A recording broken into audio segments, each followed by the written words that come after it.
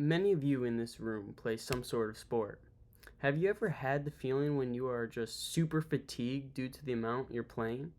Well, this is currently the issue with professional European soccer. They are having a jam-packed season from their regular season, then even going from that mid-season to then going on international duty and then straight back into the regular season. And the better teams that go farther in tournaments have to play even more games.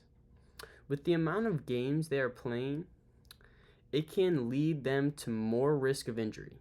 Even if they are not injured, many players play worse due to fatigue. Behind me are a couple of players that have suffered season-ending injuries, all at very high levels of competition in Europe. So let's first look at the problem and why this is becoming an urgent concern for both players and the soccer world.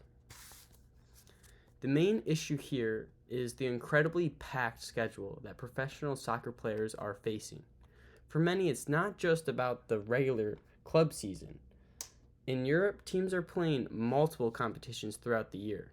Domestic leagues, national cup competitions, international club tournaments, and international duty with their national teams.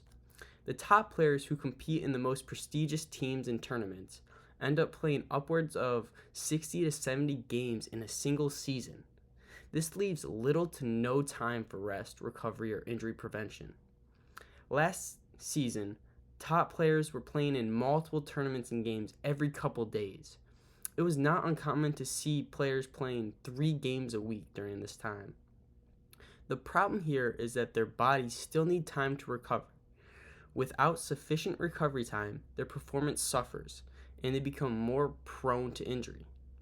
According to a report from the International Journal of Sports Medicine, professional athletes who compete in congested schedules are at a significantly higher risk of injury, especially muscle strains and joint injuries.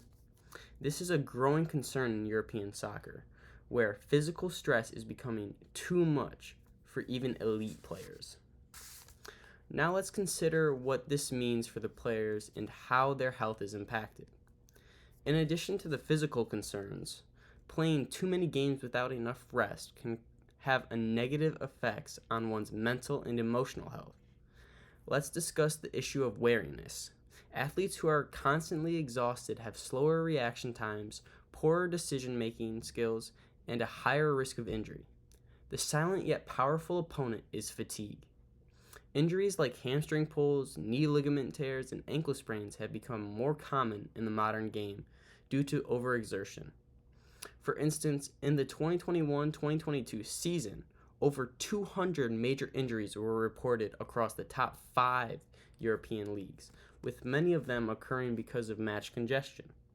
And it's not just injuries on the field. Many players have also talked about the mental toll that constant travel and pressure to perform takes on their overall well-being. A study from the British Journal of Sports Medicine found mental health challenges, including stress, anxiety, and burnout, are intensified by the physical toll of an overcrowded match schedule, leading to poor performance and increased risk of injury. Take the example of Virgil van Dijk, the center back for Liverpool, who struggled with a knee injury after a lengthy period of playing nearly non-stop for club and country. It was only when he got a much-needed rest that he was able to recover fully. But for many players, such breaks are few and far between. Jude Bellingham, at 21, has played 251 games. At his age, David Beckham had played 54 games. This shows how many more games they are playing now compared to the amount they played in the past. So what's being done about this? Are there any solutions that can balance the demands of the sport with the well-being of the players? One of the most critical changes that needs to happen is a reevaluation of the schedule. Many experts and former players have suggested that professional soccer should consider cutting down on the number of matches and introducing more rest periods in between. This could be done in a couple of ways: reducing the number of international friendlies and club competitions. The International schedule is one of the most taxing for players, especially when they have to switch between club and national team duty. A reduction in these friendly matches could give players more rest time between competitive seasons, and these games are not that important anyways, and I believe that it would allow them to stay much more healthy from the more important games at hand. Another idea is to schedule longer breaks during the season.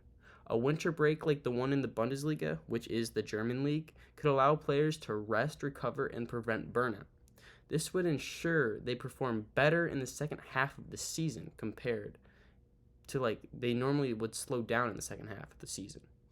These are two very good ideas that can cause less strain and lead to less injuries for many players that are playing so many games. In conclusion, the current schedule crisis in European soccer is not just a problem for the players, but it's a problem for the integrity of the sport. Fatigued players perform worse, get injured more often, and eventually the quality of the game declines. If we truly care about the future of soccer, we must prioritize player health by reassessing the current amount of games being played.